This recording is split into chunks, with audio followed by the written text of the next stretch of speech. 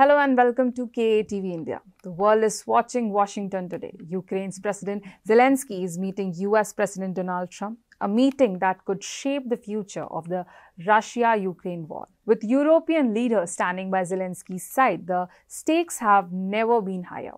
Will this be a step toward peace or another clash inside the White House? Just days ago, President Trump met Russian President Vladimir Putin in Alaska. That meeting ended up with no deal, but plenty of headlines. Now Trump sits down with Zelenskyy, the leader of a nation still under the fire from Moscow. Zelenskyy has called this meeting historic because for the first time, Washington is offering Ukraine security guarantees with help from Europe. But Trump has also made his position clear. No NATO membership for Ukraine and Crimea will stay with Russia. This sets the stage for very tough talks. To understand today's tension, let's rewind to February. That meeting between Trump and Zelenskyy ended in chaos. On live TV, Trump and Vice President J.D. Vance accused Zelenskyy of being ungrateful for US aid. Trump even cut Zelenskyy off, saying, "Your country is in big trouble. You don't have the cards right now." Zelenskyy walked out without signing a key mineral rights deal. Soon after, US military aid was briefly cut off, shaking Ukraine's confidence in Washington. This time, Europe is not letting Zelenskyy walk in alone.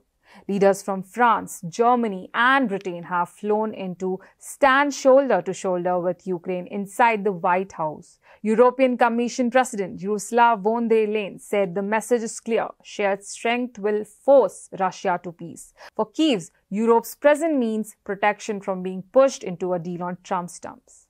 Meanwhile, criticism is pouring in from all sides. US trade advisor Peter blasted India for buying Russian oil, saying it helps fund Moscow's war machine.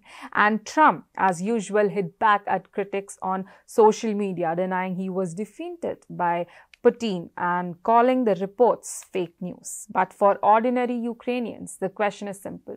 Will today's meeting bring them closer to peace or leave them more vulnerable? The meeting ended up without a firm resolution. Trump reportedly consulted Vance, Secretary of State Marco Rubio, Treasury Secretary Scott Bessent, and other top advisors after the exchange, and eventually came to the conclusion that Zelenskyy was not in a place to negotiate. One thing is certain: the path to peace is not being written in Moscow or Kyiv tonight, but right here in Washington. And the decision made in these rooms will echo across the globe. Stay tuned.